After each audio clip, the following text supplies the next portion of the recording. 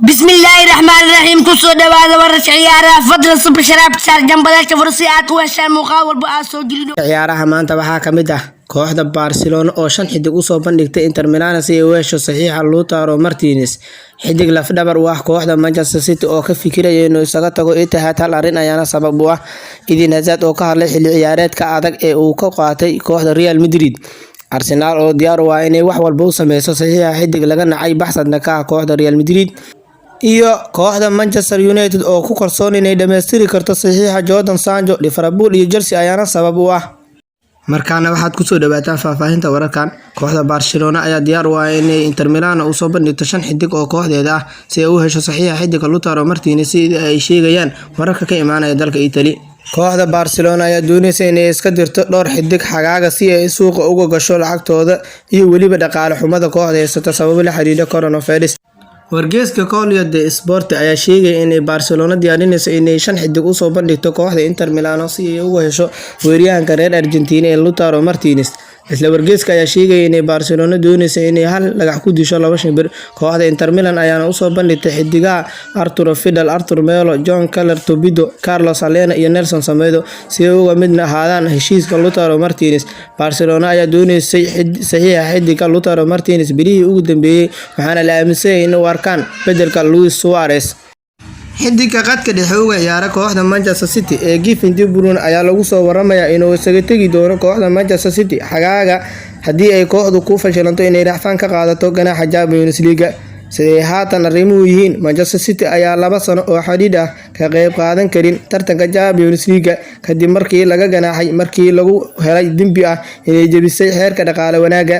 heshiiska Kevin De Bruyne ee haatan ayaa dhici doona xagaaga 2023 laakiin wararka ayaa sheegay in Manchester City doonayso inay heshiis cusub ku abaalmariso xidiga reer Belgium laakiin wargeyska Sport ayaa sheegay in uu 28 jirku ka fikirayo inuu isaga tago kooxda Manchester City xagaaga hadii ay kooxdu ku fashilanto inay rafaan ka qaadato ganaxa Champions League wararka ayaa sheegay in Kevin De Bruyne haatan ba iska diiday heshiiskii cusub ee kooxdu u soo bandhigtay isaga oo sugaya go'aanka ka soo baxay Manchester City kooxda Arsenal ayaa lagu soo waramayaa inay kor u qaadayso dadaalka ay ku doonayso xidiga qadka dhexe uga ciyaara kooxda Real Madrid ee James Rodriguez sida ay sheegayaan wararku xidiga reer Colombia ayaa si weyn loo filayaa inuu isaga tago kooxda Real Madrid xagaaga xilli ay Los Blancos aad u doonayso koox ay ka iibiso dhamaadka xilli ciyaareedkan wargeyska Marca ayaa sheegaya in ay Real Madrid doonayso saxiixa xidiga reer Colombia si ay uga soo xoojiyaan kooxda xilli ciyaareedka dambe xidiga 28 jirka ayaa Real Madrid ku soo laabtay xagaagii dambe markii oo 2 sano amaah ku soo qaatay kooxda Bayern Munich laakiin James Rodriguez ayaa ku dhibaatooday inuu boos joogto ah ka helo kooxda Real Madrid xilli ciyaareedkan isaga oo kaliya 13 kulan u ciyaaray tartamada oo dhan Arteta ayaa aaminsan inuu James kooxda ku soo dari karo tayo cusub kooxdana ka caawin karo inay u tartamaan koobab xilli ciyaareedka dambe xidiga kooxda Real Madrid ee Eden Hazard ayaa Real Madrid ku qaatay waqti adag oo dhaawacyo dileen xilli ciyaareedkiisii ugu horeeyay ee kooxda Real Madrid xidiga Eden Hazard ayaa haatan ku maqan dhaawac soo gaaray 22 bishii February kulankii la feentay kaas oo u baahday qalin waxaana la filayaa inuu seego inta ka dhiman xilli ciyaareedkan laakiin kadib markii horyaalada loo joojiyay sabab la xiriira xanuunka coronavirus xidiga ayaa la filayaa inuu dib ugu soo laabto xilli ciyaareedkan laakiin Hazard ayaa sheegay inuu ka fikirayo xilli ciyaareedka dambe xilli ciyaareedkii ugu horeeyay ee Real Madrid waxa uu ahaa mid xun laakiin dhammaan ma xumeen ayuu u sheegay RTBF waxa uu ahaa xilli ciyaareedkii aan la qabsaday kooxda iyo horyaalka waa in la qiimeeyaa xilli ciyaareedka labaad aniga ayay ii taalaa inaan qaab fiican ku soo galo xilli ciyaareedka dambe kooxda Real Madrid waa koox fiican waxaan soo qaatay khibrad fiican wali waxa heshiiskeyga iga haray 4 sano kooxda Manchester United ayaa lagu soo waramayaa inay si weyn ugu kalsoon tahay inay dhameystiri doonto saxiixa xidiga kooxda Borussia Dortmund ee Jadon Sancho marka la gaadho xagaaga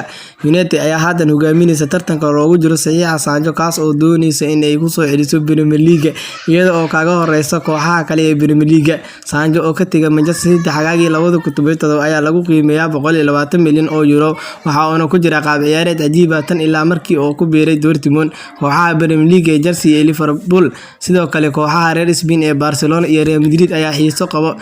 u qaba xidiga shalay noqday 20 jir laakiin kooxda Manchester United ayaa ku kalsoon inay dhameystiri doonto saxiixa Jadon Sancho sabab la xiriira inay kooxaha Liverpool iyo Chelsea iskaga hadheen tartanka xidiga sabab la xiriira qiimaha ay Dortmund u dhigtay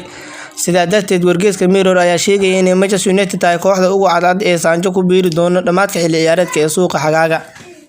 war hadda soo dhacay oo soo gaar ayaa sheegaya Tammy Abraham oo ka hadlay wararka sheegaya in uu mushaar sare ka dalbaysa Chelsea si uu heshiis cusub ugu saxiixo Blues.